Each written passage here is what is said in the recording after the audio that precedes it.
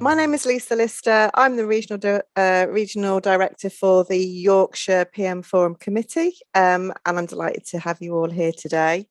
So to talk more about high context and low context is a great book by Owen Meyer called The Cultural Map, and he talks about the very same concept, but it's sort of graphed differently, so we can see that the US, Netherlands, UK, Canada are generally more low context countries.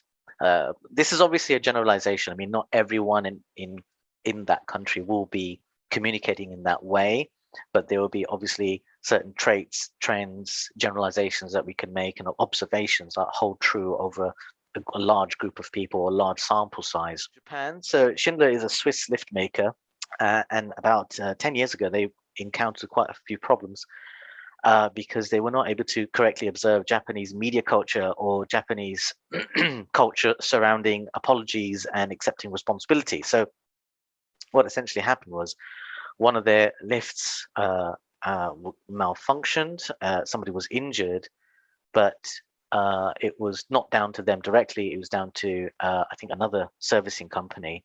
And as a result, they had a few issues, primarily because they didn't have anyone in the country. So there was a 7-hour time delay.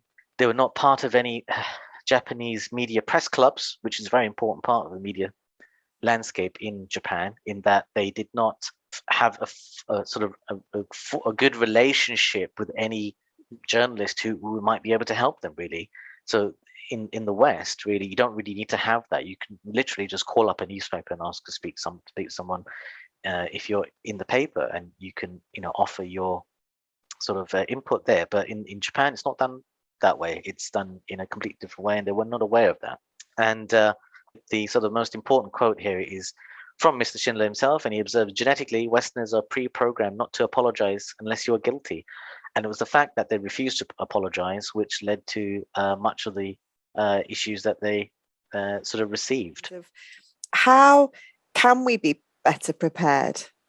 How would you approach the situation, at any kind of given business interaction that you are going to have?